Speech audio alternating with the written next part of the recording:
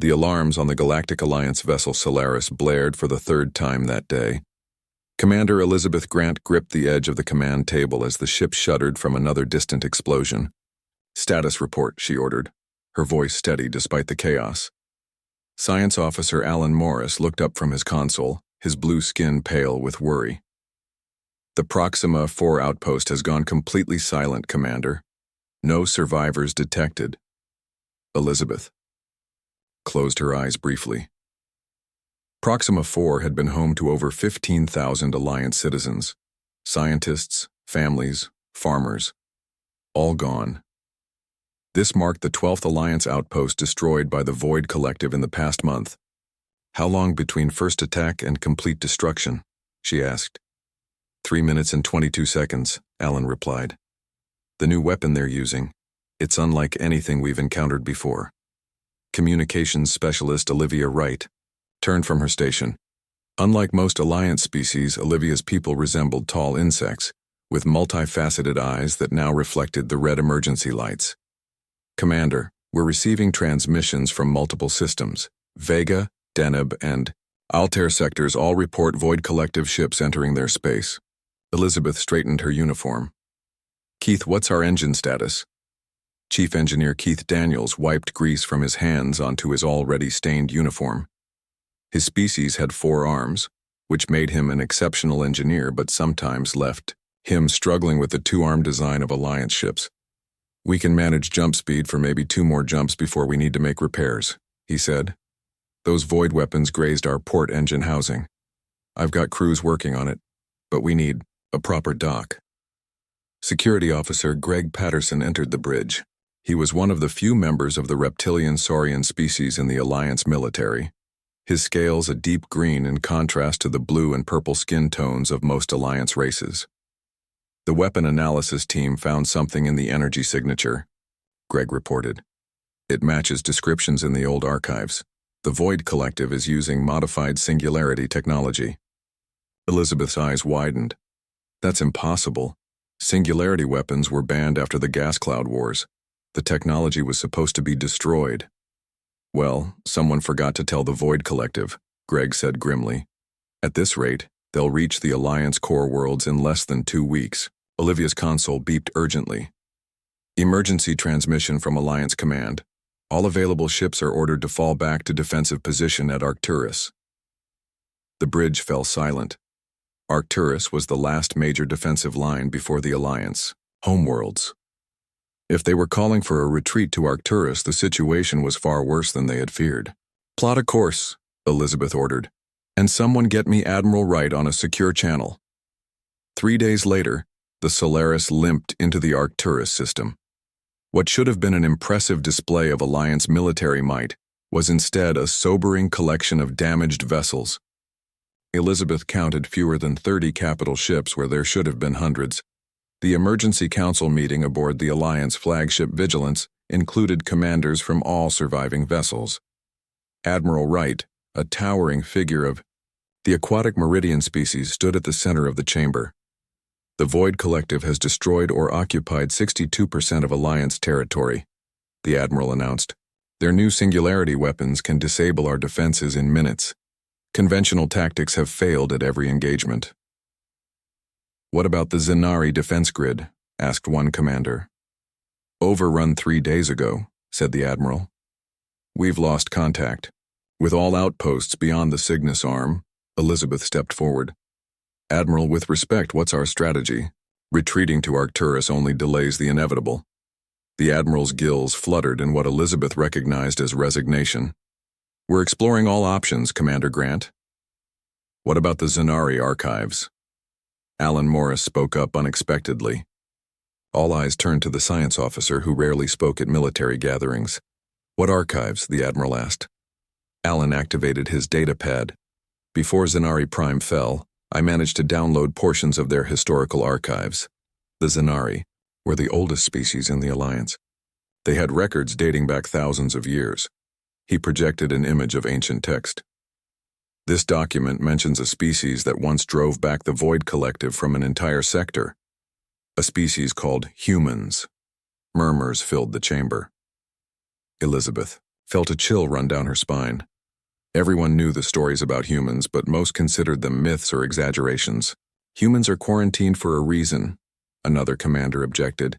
They're violent, unpredictable. The quarantine was established 3 centuries ago for the safety of all galactic species. The records suggest the Void Collective fears humans, Alan continued. According to this text, the Collective once attempted to invade human space. They retreated completely after only 2 engagements. Admiral Wright raised a webbed hand for silence. Even if this is true, Earth is in restricted space. Approaching. Their system violates our highest laws. Elizabeth felt the weight of every eye in the room. What she was about to propose could end her career, possibly even lead to her arrest. But she thought of Proxima 4, of the thousands already lost, of the billions more who would die if the Void Collective continued their advance. Admiral, she said, her voice clear and firm. The highest law is the survival of our people. If humans defeated the Void Collective before, they might be our only hope now. You're suggesting we break the quarantine? The Admiral asked.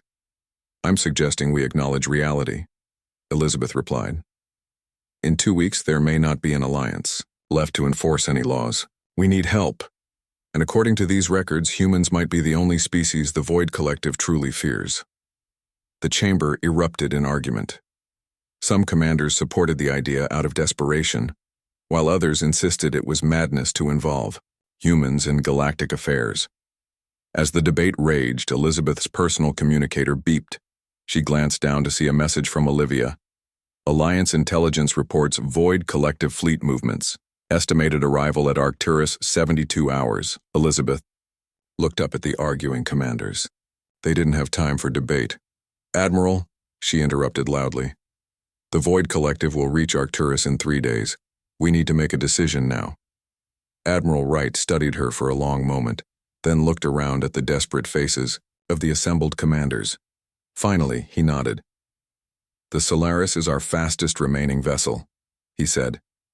Commander Grant, your mission is to breach the quarantine zone, establish contact with humans, and request their assistance against the Void Collective. The room fell silent. Elizabeth felt the magnitude of the mission settling on her shoulders.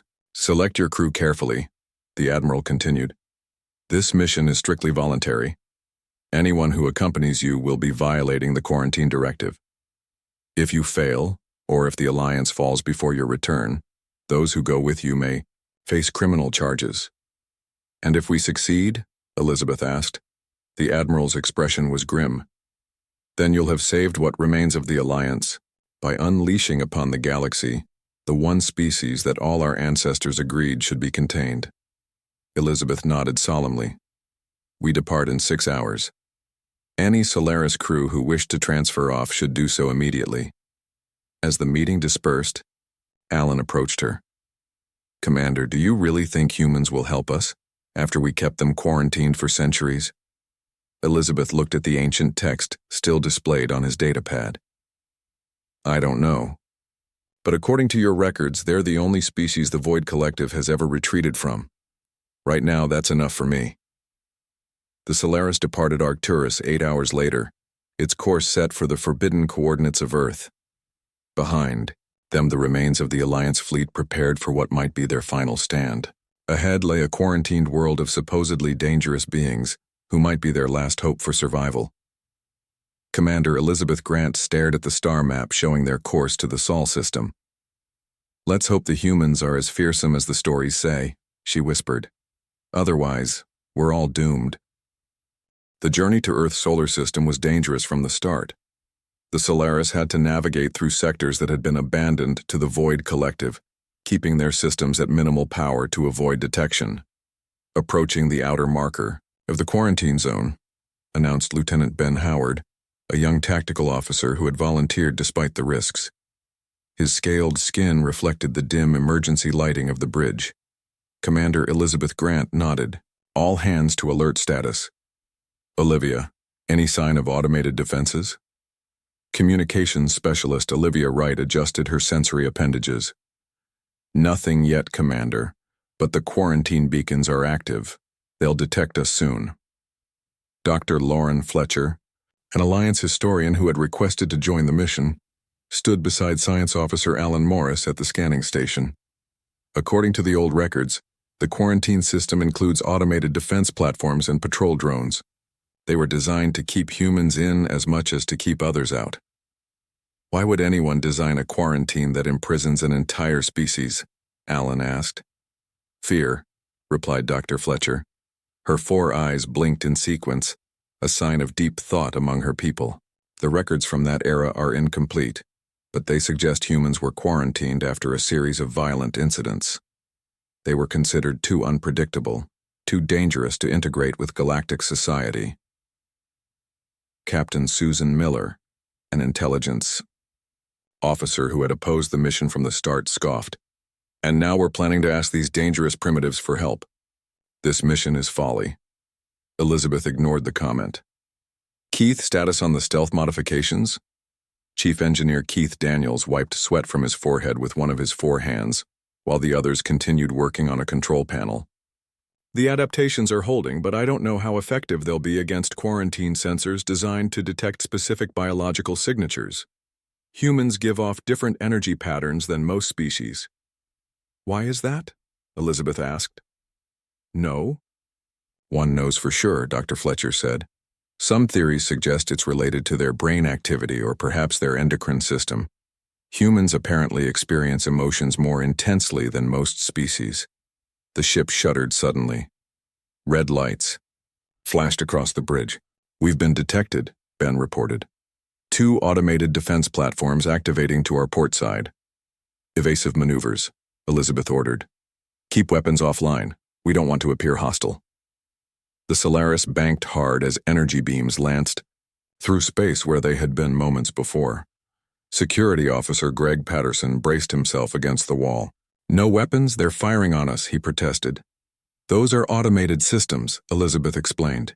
If we destroy them, it will trigger more aggressive defenses. We need to outrun them until we can establish contact. For the next hour, the Solaris wove through an increasingly dense field of defense platforms.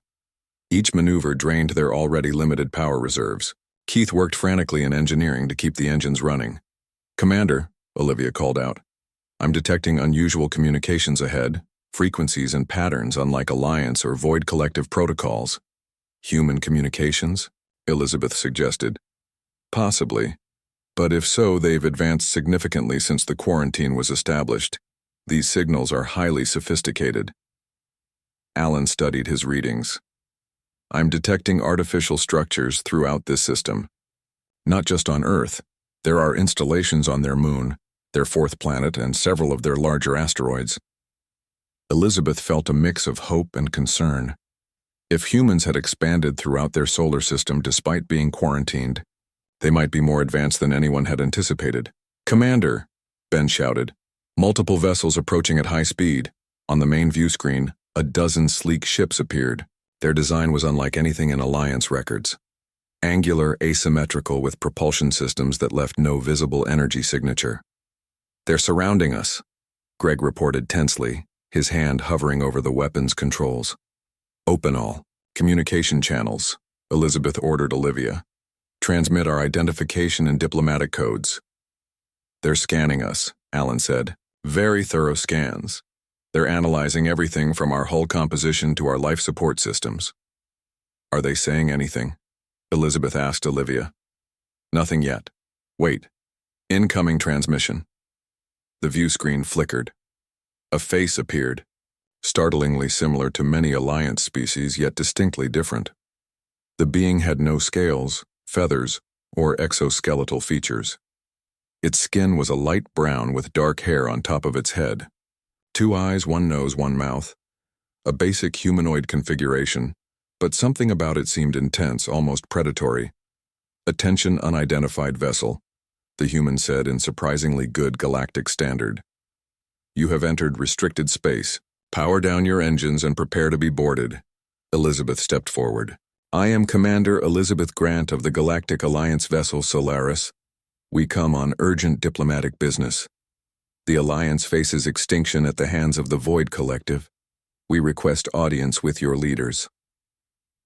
The human's expression didn't Change. The quarantine prohibits any contact between Earth and the so-called Galactic Alliance. Your presence here violates multiple treaties. Treaties that your people never signed, Elizabeth pointed out. The quarantine was imposed on humans, not agreed to by them. This seemed to surprise the human. After a moment of silence, another voice spoke from off-screen. The human officer turned away briefly before facing them again. Your vessel will be escorted to our Mars defense base. Any attempt to deviate from the course provided or to activate weapon systems will result in immediate destruction of your ship. Is that understood, Commander Grant? Elizabeth nodded. Understood. We'll comply fully. The transmission ended. The bridge crew exchanged nervous glances. Mars defense base? Alan repeated. They've militarized their fourth planet. Are we really going to let them board us? Greg asked. We don't have a choice, Elizabeth replied. Remember why we're here. We need their help. The journey to Mars took several hours. Through the viewports, the crew watched with amazement as they passed massive orbital structures and fleets of ships that suggested a level of technological development far beyond what should have been possible for an isolated civilization. When they finally docked at Mars Defense Base, the scale of human advancement became even clearer. The facility was enormous, a sprawling complex of domes, towers, and landing pads built into the red landscape of the planet. They've terraformed parts of this world, Dr. Fletcher whispered in awe. According to our records, this planet was uninhabitable 3 centuries ago. Armed humans in sleek pressure suits met them at the airlock. Their weapons were unlike Alliance designs, smaller, but somehow more threatening. Commander Grant and 2 officers only, the lead human security officer stated. The rest of your crew will remain aboard under guard. Elizabeth nodded to Alan and Olivia. You 2 with me. Greg, you're in command until we return. Maintain diplomatic protocols. As they stepped onto human territory, Elizabeth felt the weight of history. For 3 centuries, these beings had been isolated from the galaxy, developing in their own unique direction. Now, the survival of the Alliance might depend on whether these quarantined, dangerous primitives would agree to fight an enemy that had defeated all others. Welcome to Mars, Commander Grant, said a tall human who approached them in what appeared to be a military uniform. I'm Admiral John Carter of Earth Defense Forces. I understand you have quite a story to tell us. The meeting room inside Mars Defense Base was unlike anything Elizabeth had seen before. While Alliance design favored curved lines and soft lighting, this room was all sharp angles and bright, direct illumination. It felt aggressive, even the furniture seemed designed to keep visitors alert rather than comfortable. Admiral John Carter sat across from Elizabeth, Alan, and Olivia. Next to him were 3 other humans. Major Lisa Rodriguez, a woman with intense eyes and short black hair. Dr. Ryan Cooper, a pale man with quick, restless movements, and diplomat Eric Nelson, whose calm demeanor contrasted with the others. Let me be clear, Admiral Carter said after Elizabeth finished explaining their situation. You're telling us that the same Alliance that imprisoned our entire species behind a quarantine barrier now wants our help fighting an enemy you can't defeat? Elizabeth maintained steady eye contact, though it was difficult. Human eyes had a predatory focus that was unsettling. The quarantine was established long before any of us were born, she said. I cannot defend or apologize for decisions made by ancestors we never knew. But yes, we need your help. The Void Collective has destroyed dozens of worlds. Billions have died already. And why should this concern us? Asked Diplomat Nelson. His voice was softer than the Admiral's, but no less direct. Earth has prospered within our solar system. We've developed without interference. The galaxy's problems are not ours. Alan Morris leaned forward. The Void Collective won't stop with the Alliance. According to the records we found, they encountered humans before and they fear you. Once they've finished with us, do you think they'll leave this system untouched, especially if they remember that fear? Major Rodriguez made a sound that Elizabeth couldn't interpret, something between a laugh and a grunt. So they should fear us. But what exactly does your Alliance think we can do against an enemy that has better technology and greater numbers than you. Olivia placed a data crystal on the table. These are our complete tactical records of engagements with the Void Collective. Their strength isn't just technology, it's predictability and efficiency. They function like a hive mind. Every ship, every weapon acts in perfect coordination. Dr. Cooper picked up the crystal, examining it with interest. Perfect coordination is a weakness, not a strength. Systems that rely on predictable patterns can be disrupted if you introduce enough chaos. Admiral Carter's expression remained stern. We'll review your data. In the meantime, you and your crew will remain under guard. This base is a secure military installation. Elizabeth nodded. We understand. But please, time is critical. The last Alliance defense line may already have fallen. After the humans left, Alan turned to Elizabeth. They don't seem eager to help us. Can you blame them? Elizabeth replied. We've kept them quarantined for centuries like dangerous animals, and now we're asking them to save us. Olivia's antennae twitched nervously. Did you notice how they watched us? Like predators assessing prey. That's just how humans are, Elizabeth said.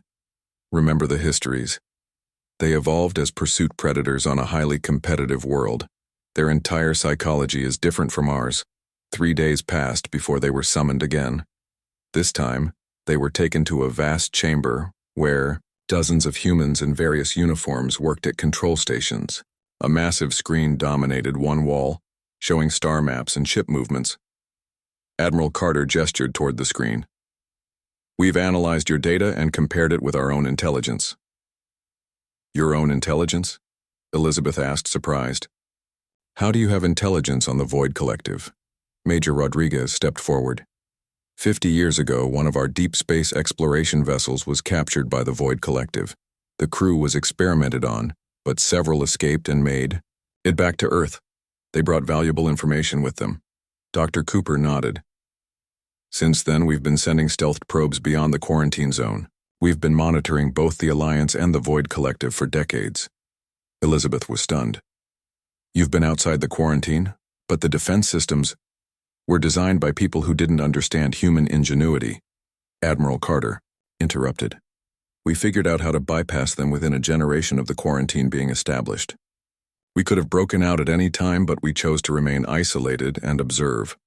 Why? Olivia asked. To prepare, Major Rodriguez said simply. History taught us that whenever different species meet, conflict often follows. We wanted to be ready. Admiral Carter pointed to the screen where a simulation was running. Alliance ships in blue, Void Collective in red. Your tactics are predictable, methodical. You follow established doctrine in every engagement. The Void Collective has simply analyzed your patterns and developed perfect counters. Elizabeth felt defensive but knew he was right. Alliance military doctrine emphasizes minimizing casualties through precise, coordinated actions, which works fine against an opponent who fights the same way, Major Rodriguez said. But the Void Collective doesn't care about casualties. They're willing to sacrifice ships to achieve objectives, and they've learned exactly how you'll respond in every situation. Dr. Cooper approached with a handheld device showing a different simulation. Watch what happens when we introduce unpredictable elements into the battle. On the screen, simulated human ships moved in erratic patterns, breaking formation, executing maneuvers that seemed suicidal before revealing themselves as calculated risks. The Red Void Collective ships struggled to adapt, their perfect coordination, becoming a liability against opponents they couldn't predict. This is how humans fight, Admiral Carter explained. We embrace chaos, use it as a weapon. We don't move as a perfect unit. We give our commanders flexibility to make decisions in the moment. You're suggesting guerrilla tactics against a superior force, Elizabeth said, understanding dawning. Exactly, Major Rodriguez confirmed. Small, fast strikes, hit-and-run attacks, psychological warfare. We make them fear every shadow, question every sensor reading. We don't try to match their strength. We use it against them. Elizabeth looked at Alan and Olivia, who seemed both impressed and disturbed. Alliance military doctrine had always emphasized order, precision, and coordination.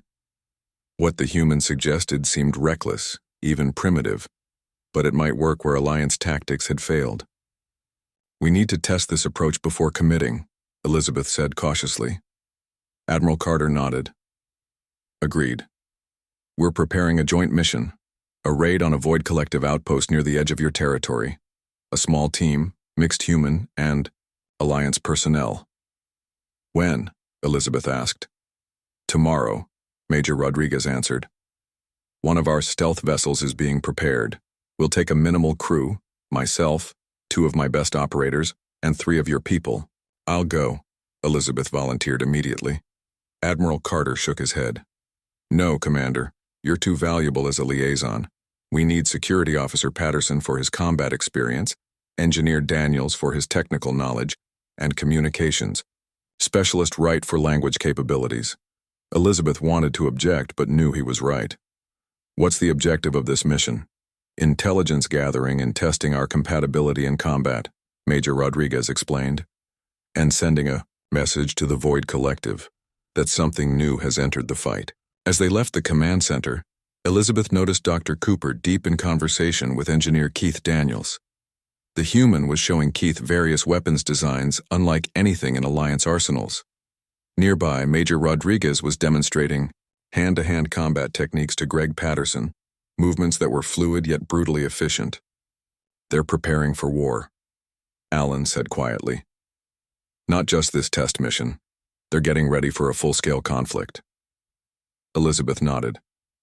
"They've been preparing for this their entire history. The quarantine didn't contain them. It just gave them time to develop without interference." "Do you think they can really defeat the Void Collective?" Olivia asked. Elizabeth watched as Major Rodriguez flipped Greg to the ground with a move that seemed to defy physics, then helped him up with a friendly pat on the shoulder. "I think the Void Collective is about to learn why they feared humans in the first place," Elizabeth replied.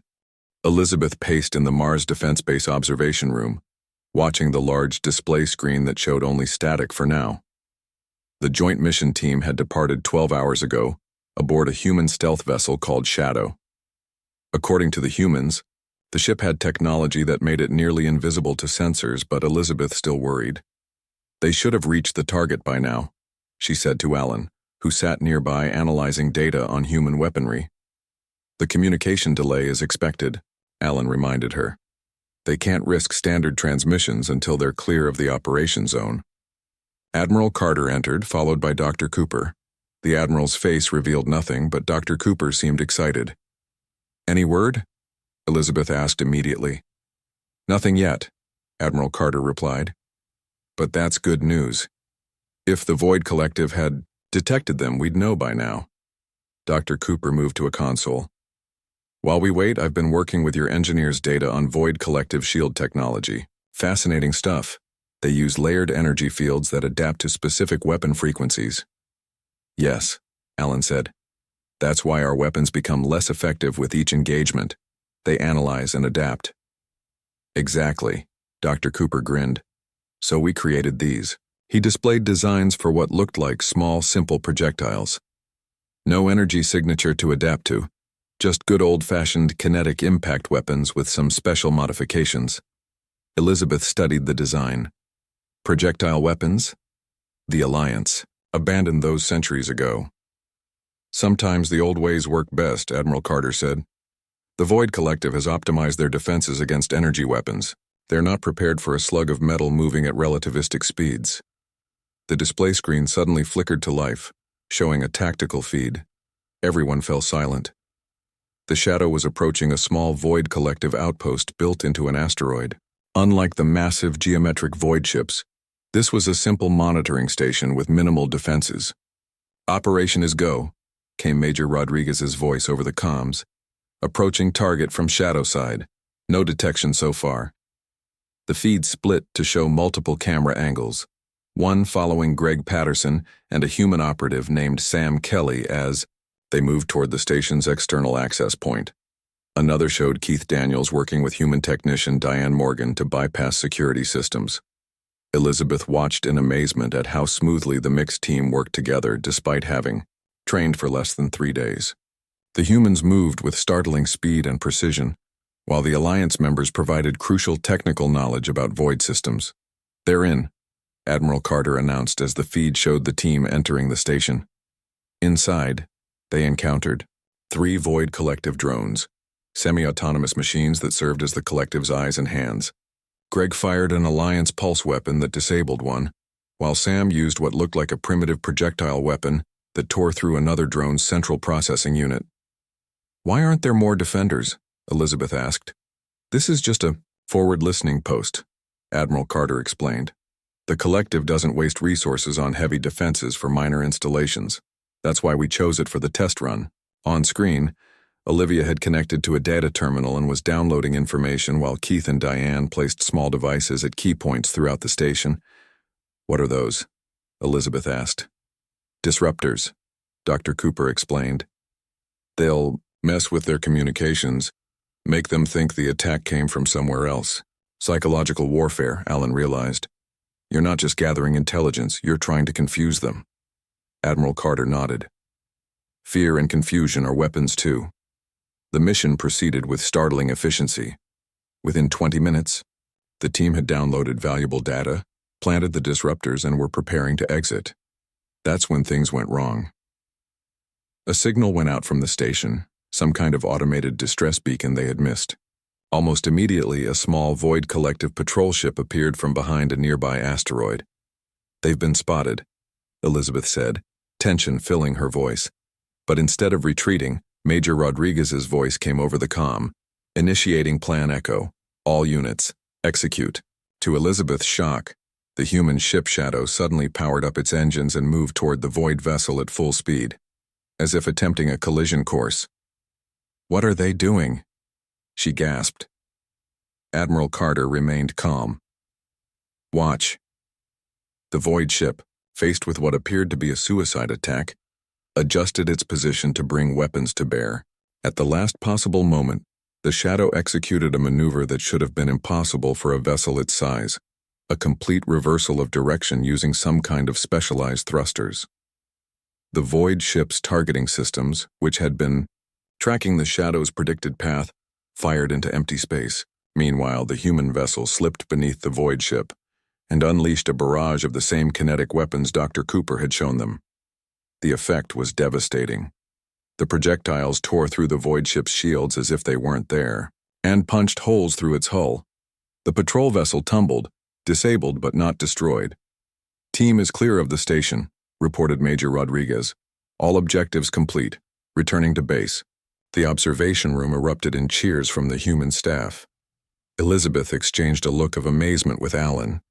"That maneuver," she said. "It should have torn the ship apart. The G-forces alone would kill most species.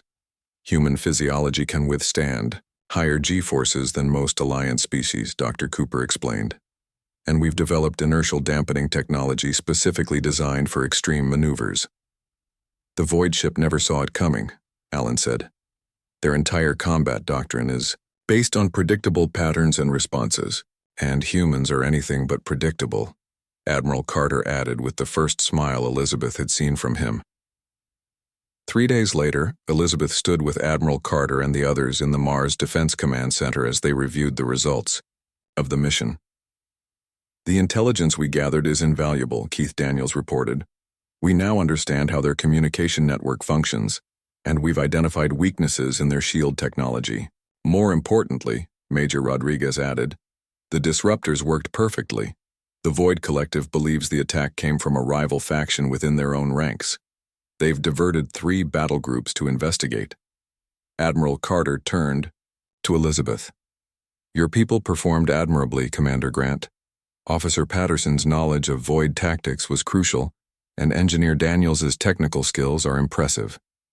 And your people have shown capabilities beyond anything in Alliance records," Elizabeth replied.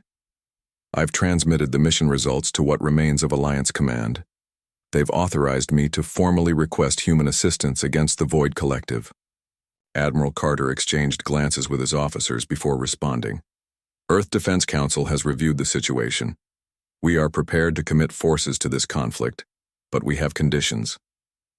"Name them," Elizabeth said. "First, the quarantine ends. Completely and permanently. Elizabeth nodded. Agreed. Second, humans receive full membership in the Galactic Alliance with all rights and privileges.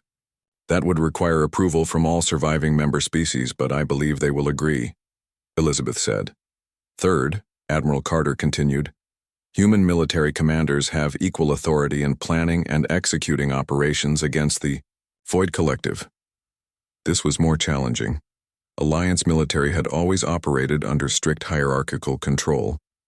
But after what she had seen, Elizabeth couldn't deny the value of human tactical thinking. I'll ensure it happens, she promised. Admiral Carter extended his hand, a human gesture of agreement. Elizabeth had been briefed on this custom and took his hand carefully. Then let's go save the galaxy, Commander, Admiral Carter said. As they shook hands, an alarm sounded. A communications officer called out, Admiral, urgent transmission from Alliance territory. On the main screen appeared the weary face of Admiral Wright, background filled with smoke and flashing lights. Commander Grant, he said, his voice breaking with static. The Arcturus line has fallen. The Void Collective has broken through to the core systems. They'll reach the homeworlds in less than a week. Elizabeth felt her heart sink. Admiral, we've secured human alliance. We're preparing a counteroffensive. Admiral Wright looked past her to Admiral Carter. Then I hope you humans are everything, the legends claim, because right now you're all we have left. Admiral Carter stepped forward. We'll need your fastest ships to rendezvous with our fleet at the edge of your territory. Commander Grant will provide coordinates. As the transmission ended, Elizabeth saw a new determination in the humans around her. They moved with purpose, issuing orders, preparing for war. We'll deploy the Defiance as our flagship, Admiral Carter told her. Joint command structure, you and I will coordinate the operation together. Elizabeth nodded, feeling a strange mix of fear and hope. The Void Collective has never faced anything like humans before. No, Admiral Carter agreed. And they're about to learn why they should have left us in quarantine. The joint fleet gathered at the edge of what had once been Alliance space. Elizabeth stood on the bridge of the Defiance, the massive human flagship that now served as the command center for their combined forces. The view screen showed a stunning array of vessels, sleek human warships alongside the more rounded Alliance cruisers that had survived the Void Collective's advance. Final ship count, reported Lieutenant Ben Howard. 23 human combat vessels, including 5 carriers, with fighter squadrons, 17 Alliance ships operational. Total combat strength exceeds anything the Alliance could field before human involvement. Admiral Carter nodded, his expression focused. And the Void Collective? Intelligence suggests they've committed over 60% of their fleet to the push toward Alliance homeworlds, said Peter Yates, a human intelligence officer. Their remaining forces are scattered across conquered territory. Elizabeth studied the tactical display. They don't expect organized resistance, they think they've already won. Overconfidence, Admiral Carter said with a slight smile. Another weakness we can exploit. The plan they had developed was unlike anything the Alliance would have attempted. Instead of meeting the Void Collective's main force directly, they would split into smaller task forces, each operating independently to create the impression of multiple uncoordinated resistance groups. All task forces report ready, Olivia announced from her communications station. Elizabeth took a deep breath. Then let's begin. The first phase of their counterattack targeted Void Collective supply lines. Human stealth vessels slipped behind enemy lines to strike at logistics centers, while Alliance ships with modified human weapons targeted communication relays. Fighter pilot Kate Barnes led squadrons of human pilots in lightning raids against isolated Void outposts, testing the new tactics in real combat. The Collective is responding exactly as we predicted, Peter reported after 3 days of operations. They're diverting forces from their main advance to secure their supply lines. Their hive mind approach is working against them. They can't prioritize threats effectively. In the engineering section, Keith Daniels worked alongside human engineer Diane Morgan to modify Alliance vessels with human technology. The combination of Alliance energy management systems and human kinetic weapons created devastating hybrid weapons that the Void Collective had no defense against. They're slowing their advance toward the homeworlds, Elizabeth observed during a strategy meeting. We're buying time, but we need to do more. Admiral Carter nodded. Phase 2 begins tomorrow. Major Rodriguez, is your strike team ready? Major Rodriguez stood straighter. Yes, sir. Team Alpha will deploy to the Cassiopean Nebula sector. We believe that's where they're coordinating their main offensive. And you're certain about the intelligence? Elizabeth asked. As certain as we can be, Peter replied. The data we gathered from their outpost confirmed it. The Void Collective has a central command structure, a physical location where their hive mind is coordinated. The human concept of targeting leadership was another departure from Alliance doctrine, which typically focused on disabling enemy capabilities rather than eliminating command structures. But Elizabeth had come to appreciate the human approach. The Void Collective's greatest strength, their perfect coordination, depended on centralized control. Disrupt that control, and their entire strategy would collapse. The battle at the Cassiopean Nebula became the turning point. Human fighter pilots executed maneuvers that seemed suicidal, diving into the heart of void formations only to split apart at the last moment, causing void ships to fire on each other. Alliance vessels provided covering fire with their newly modified weapons tearing through void defenses. On the bridge of the Defiance, Elizabeth watched as Admiral Carter directed the battle with a calm intensity that inspired confidence. Task Force Bravo, execute pattern Delta 3, he ordered. Task Force Charlie, hold position until my mark. The human approach to battle was orchestrated chaos. Each ship commander had objectives but was free to adapt as situations changed. The Void Collective, accustomed to fighting the predictable Alliance, couldn't adjust to enemies who constantly changed tactics. They're breaking formation, Ben reported excitedly. Multiple Void vessels attempting to retreat. For the first time in the war, the Void Collective was retreating. Not a strategic withdrawal, but a genuine retreat. Their perfect coordination shattered by human unpredictability. The victory celebration was short-lived. As the joint fleet secured the nebula, intelligence gathered from captured Void vessels revealed disturbing news.